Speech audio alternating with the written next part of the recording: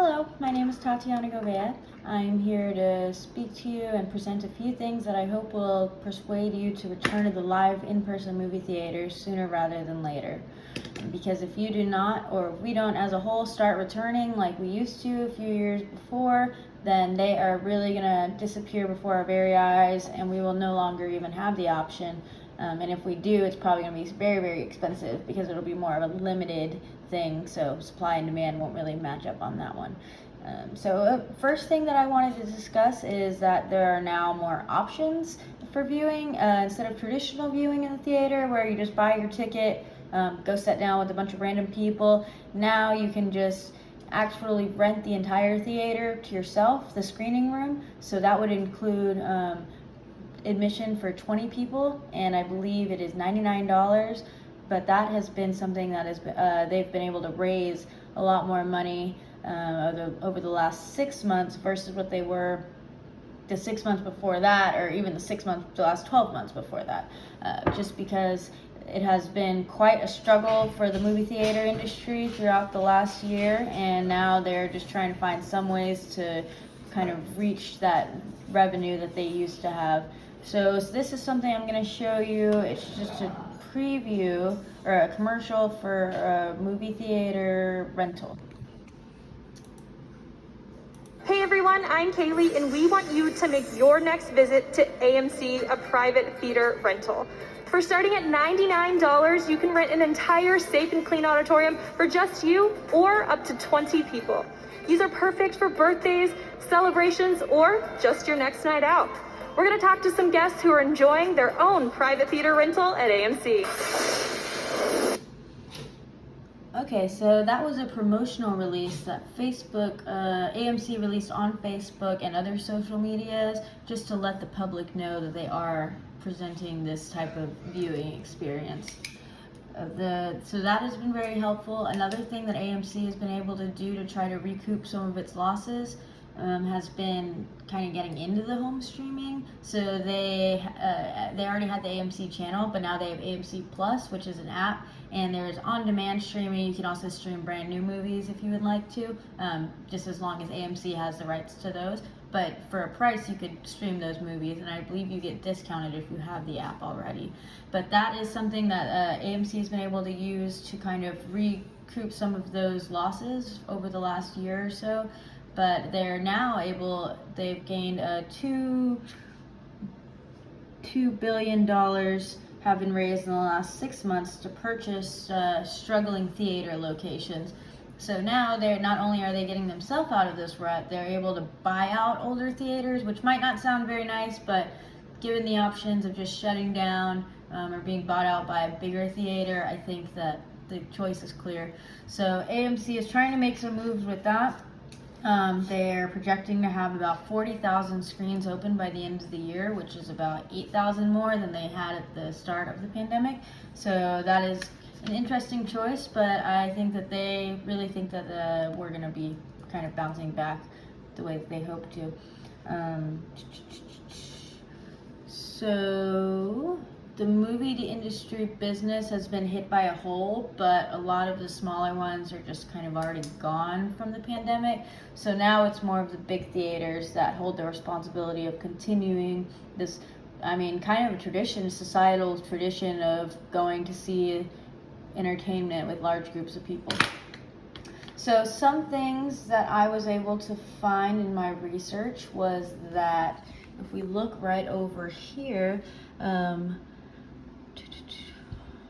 on IBIS World's analysis, they are projecting that the industry declined 77.2% in 2020 due to the COVID, and they're not seeing much of a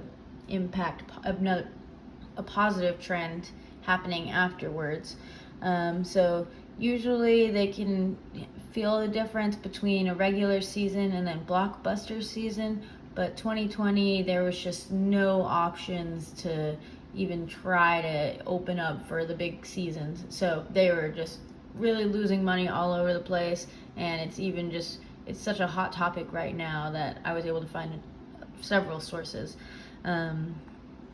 And that's the last thing we want. We don't want the movie theater industry to disappear. That would be heartbreaking. I still remember going to see Harry Potter and the Chamber of Secrets, my first midnight movie, and I want to be able to do that for the future generations too. So these things that we're seeing right now are definitely not good, but they have just reported, AMC reported that the blockbuster weekend openings have been the highest in the last 2 weeks than they have been in the last year and a half. So that's definitely something positive. Here we are. You can kind of look at the box office comparisons from 2019 versus 2020. This is from CNBC. This is just a study that they conducted. So January, we knew COVID existed, but nobody was really worried about it. February is kind of just, it looks like it's dead time all the time in February. It's actually a little better in 2020 than it was in 2019. But then March, whenever all the shutdowns started to happen, there's just a very, very, very obvious trend of losing money every single month after that. And it's barely starting to inch back up right now, but even then, this is just all-time lows basically. So that is something that they are trying to come back from, but that is not an easy feat by any means. So they really need our support at this point. Right now, since the movie theaters are returning, they're over the last weekend they've started to open more theaters than there were before. There are very mixed reactions to if they actually want the movies to open or if not. So I went on Twitter just to see what the general population was saying. There were very different opinions. So these people are very excited. Tonight's my first time back in a movie theater since COVID. My heart is so happy. I missed the movie theater. COVID changed that. So these people are happy. But then we go down to some more opinions. Going to the movie theater for the first time since COVID started has reminded me of how much I don't like movie theaters. So they're definitely not getting all positive reviews or all negative reviews. So it's kind of a coin toss right now of how it's actually going to go.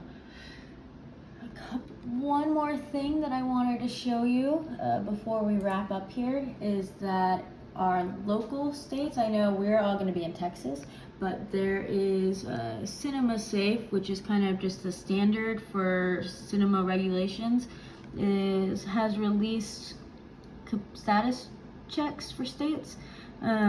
So right here in the Texas, you can see we're at 100% capacity, which we pretty much are everywhere. But also, you'll notice I was kind of surprised to see that everyone was at 100% capacity. So now that we're open, and you are still more than welcome to wear a mask whenever you go, even though fully vaccinated people at AMC theaters are not required to wear a mask anymore, you're still more than welcome. You can definitely still go and feel as comfortable or safe as you need to, and if absolutely necessary, you can just rent your own theater. How nice is that? To be able to just go kick your feet back, rent a theater, take all your kids, all your cousins, your aunt and uncle, everybody can go along with you for starting at $99. So I think that if we just all kind of got excited about returning to the theaters, then we can help kind of change this negative trend that has been going on for them for the last year and a half, which is no fault of their own. It was purely the pandemic. So the least we can do is kind of try to support this tradition that we've upheld for many, many, many years. But I think I'll be going to the movie theater next week, actually. Maybe I'll see everyone there. Thank you for coming.